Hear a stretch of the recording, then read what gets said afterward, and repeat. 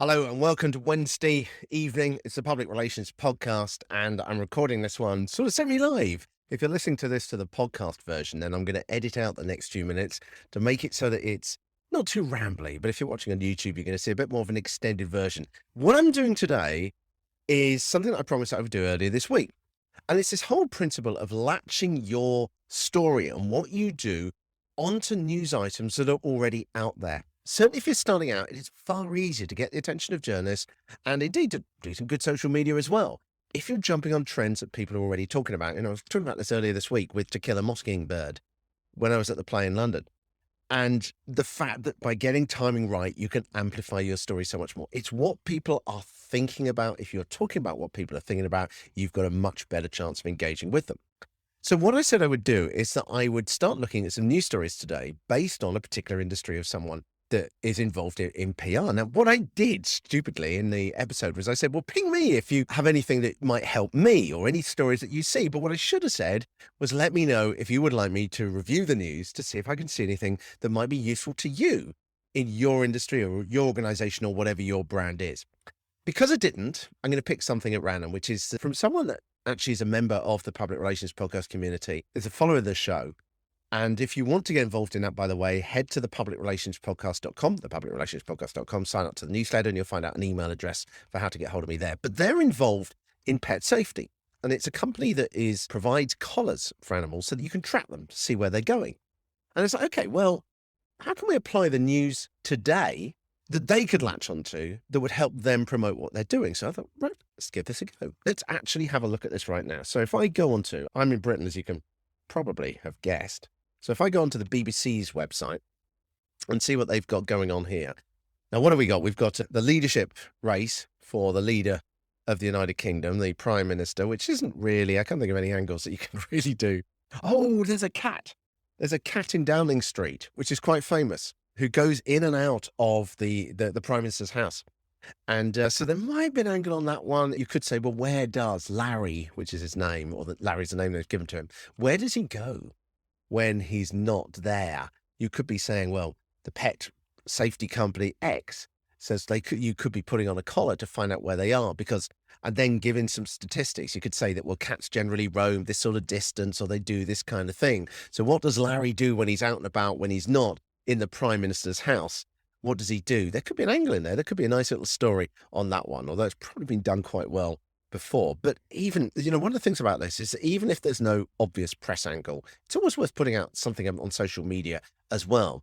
As I was saying earlier this week, is that just getting onto trends, getting onto the things that people are talking about can be really powerful, because if people are thinking about it, your message is going to connect with them more. Right, let's have a look at some of these stories on here and let's just see if we can see. Okay, so there we go straight away. Extreme weather warning extended to Tuesday. Now, in Britain, extreme weather is nothing compared to the rest of the world. But what do we got here? There's highs being reported of 36 degrees Celsius, 96.8 Fahrenheit, which for Britain is a massive heat wave. Now, immediately you think of heat, you think of animals, you think of safety, particularly during the summer. Cats, for example, will go off and roam quite a lot, and they may not even come home at night. So where are they? Are they safe? Are they dehydrated? There's a definite sort of concern there. You can see some kind of story being connected with this, with tracking animals that could be done on daytime TV.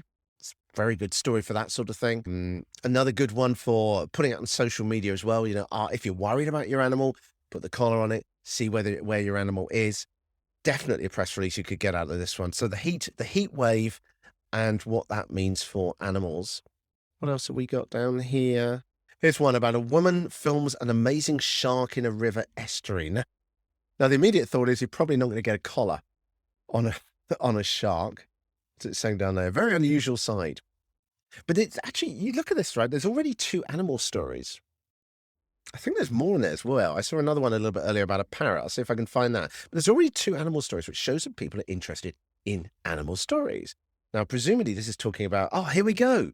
So the dark grey creature of the shark was swimming close to a section of a beach and was not scared by a family who were paddleboarding. Again, it ties into heat. So maybe you've got a vet that you can get to do some comments that can give some expert opinion on how animals react in the heat, whether that be sharks in the ocean near to you, particularly in a cold country like the UK, or cats, there could be a nice animal-based story and about the impact of the heat. You could even tie it into climate change and things like that. So from going from a safety collar, you can actually expand this quite a lot into stories. So could you be putting yourself forward onto any kind of newspaper or any kind of daytime TV or stuff like that and say, well, we've got an expert here that can talk about this, the impact and how we can monitor the safety of animals as well. Let's see what else we've got. If we have a look at Twitter trends, which I don't generally find very useful when I go to Twitter trends to see what's coming up here. We got here, yeah, as usual, it's just all celebrities that come up. What Trump, Democrats. We're not going to get anything. If we were talking about politics, it'd be great. But there's another site which I quite like, although it's covered in adverts. It's called trends24.in. And if I have a look down here, I can see the trends on Twitter over the past few hours. And if I have a look down here, 1 hour ago, okay, we've got Rob Zombie and the Munsters. And if you don't know about the Munsters, it's a very old TV show that ran years ago, but they're making a new movie about it. I know that. And Rob Zombie, I think, is the producer or the director or something like that. It's not really his name, seriously. But the Munsters has got a tiny pet angle. It's not a very good one, but was it Herman Munster who had a pet bat?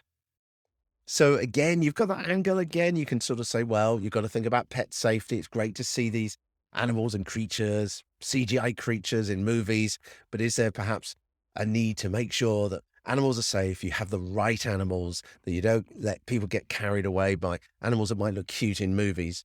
If I have a look at worldwide, I can't think Harry Styles, any angle on that. He's probably got some pets somewhere.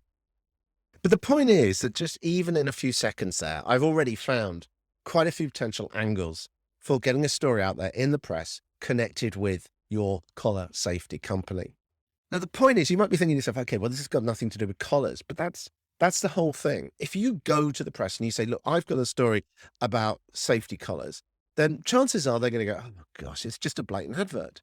What you're trying to do here is to latch what your message is onto another story that people are already talking about, that they're already interested in. Journalists don't want to run an advert, but they will run a story that they already like. And if you can add to that and help them tell that story, that's when they appreciate it. So by looking at the stories that are out there, by going onto these trends, you can put a press release out there, or even just a simple comment. You can say, we've got an expert who can talk about this. Or at the least, if no press are interested, you could be looking at it from a social media perspective as well. So there we go. In just a few seconds, you can see that I can come up with some ideas for some stories. What industry are you in, or what organization do you have, or what is your personal brand that you're trying to put across? Let me know if you're a subscriber to the Public Relations Podcast newsletter at thepublicrelationspodcast.com. You can get it there. Let me know on the email address that I always put in there what business you're involved in or what brand you're involved in. And next time I do one of these, I'll have a look and see if I can connect up news stories with what you're doing as well. Right, what is coming up? Well, I am off on holiday next week, but I'm going to invite you to come along with me. Rather than just stopping doing the podcast, what PR ideas can we find in Sardinia, in Italy? I will be letting you know about that. Oh, and also, if you're in Las Vegas in October, 20th and 21st of October, I'm going to be there talking an event about customer service. Sounds like a long shot, but it's actually quite interesting because I'm going to be talking about how PR and communications can have a crossover and teach people in the customer service industry about ways of communicating and connecting with people. So that should be a really interesting event. If you are there, let me know. It would be fantastic to meet up with you and have a coffee. I hope you have a wonderful rest of the week, and I will see you next from Olbia in Sardinia.